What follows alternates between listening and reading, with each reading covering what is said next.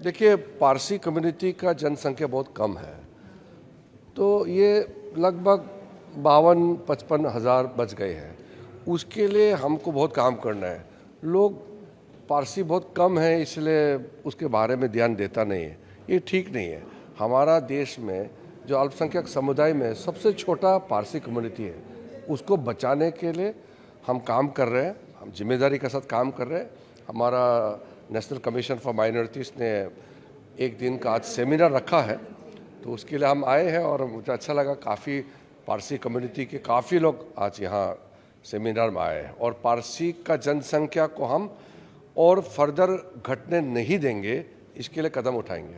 इसके अलावा माइनॉरिटीज़ को लेकर एक बात आपने की खास तौर पे कि माइनॉरिटीज़ खतरे में है, इस तरीके से राजनीतिक वो कुछ यहाँ हिंदुस्तान के अंदर में कुछ राजनीतिक दल के लोग हैं, बार बार मुसलमानों को, ईसाई लोगों को डराने के लिए कि इसको देश में खतरा है, ये जानबूझ के बोला जाता है, जो कि सच्चाई नहीं। उसी को मैंने उजागर किया था कि भारत में सब बराबर है। संविधान ने सबको बराबर दर्जा दिया है। यहाँ कोई छोटा बड़ा नहीं है। जनसंख्या कम हो या ज़्यादा, सब बराबर है। किसी को हम जात और धर्म के हिसाब से नहीं देखेंगे। प्रधानमंत्री मोदी जी ने सबका साथ सबका विकास बोल दिया, तो सब एक साथ है। इसलिए मैंने जिक्र किया कि कुछ लोग जो धारणा बना रहा है कि माइनॉरिटी जो है भारत में सेफ नहीं है, ये गलत बात है। हाँ, और हम तो बहुत एक्साइटेड है। पश्चिम बंगाल में बीजेपी का सरकार बन गया। हमने पहले भी बोला था कि पश्चिम बंगाल में बीजेपी का सरकार बनना ये सिर्फ बीजेपी का जीत नहीं है, ये देश का जीत है। क्योंकि पश्चिम बंगाल बहुत सेंसिटिव स्टेट है, बांग्लादेश बॉर्डर है, इलीगल माइग्रेंट्स इतने आते हैं। हम लोग तो नॉर्थ ईस्ट के लोग हैं, बचपन से हम लोग इलीगल माइग्रेंट्स के खिलाफ लड़ाई लड़ते आए हैं। तो पश्चिम बंगाल में भारतीय जनता पार्टी का सरकार बनना ये राष्ट्र सुरक्षा के लिए बहुत ही महत्वपूर्ण कदम है। इसलिए इसको बीजेपी का जीत नहीं, देश का जीत मानना चाहिए। सर, आपने जो ऑनगोइंग सेंसस के बारे में कहा कि जब इसकी रिपोर्ट्स आएगी तो मोस्ट लाइकली तो इंडोनेशिया में सबसे ज्यादा पॉपुलेशन है, इंडिया का मैंने जो देखा है कि जो मुस्लिम पॉपुलेशन है देश में, नया सेंसस आने से तो लगभग इंडोनेशिया का बराबर होने का संभावना है।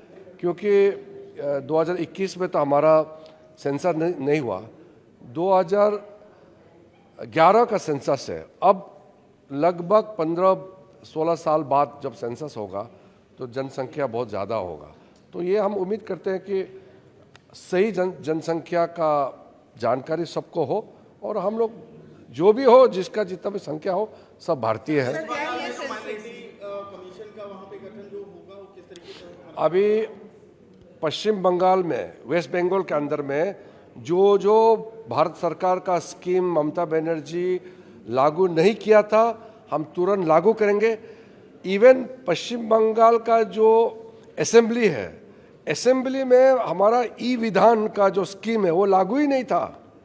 हमने अपने ऑफिसर को हमने निर्देश दे दिया, 1 महीने का अंदर में जब वहाँ नया स्पीकर इलेक्शन होगा और जब नया एमएलए लोग ओथ लेंगे, सरकार बनेंगे, 1 महीने के अंदर में मेरे मंत्रालय मिनिस्ट्री ऑफ पार्लियामेंट्री अफेयर्स से हम पैसे सैंक्शन करके, एमओयू साइन करके, और ई विधान, 1 नेशन 1 एप्लीकेशन, पश्चिम बंगाल का जो असेंबली है वहाँ में भी वही सिस्टम चलना चाहिए जो देश भर में चलता है।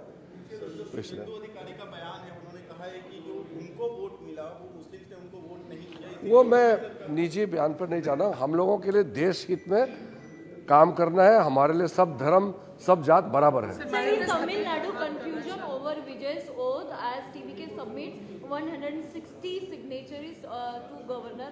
No, I have nothing to say about Tamil Nadu because I hope everybody should try to form a government on the basis of numbers majority. I have no comment on that. Sir Muslim community की आप बात करें, खासकर हम बात करें तो TCS का आपने एक मामला सुना होगा, महाराष्ट्र में जो निकला, खासकर कॉर्पोरेट जिहाद से लेकर जोड़ा गया। नीदा खान उसमें नहीं, वो इंडिविजुअल केस में मत पूछे। उसमें कह रही है कि उसमें इसी तरह से माइनॉरिटी को टारगेट किया जा रहा है जबकि उनका कोई रोल नहीं है। ऐसा पार्टी खासकर MIM is involved, MIM बड़ा यूज है MIM जो है कन्वर्जन में मैं इसलिए कह रहा हूँ कि जो इंडिविजुअल घटना है उसके बारे में मैं टिप्पणी नहीं कर सकता हूँ क्योंकि मुझे इसका टोटल ज्ञान नहीं है।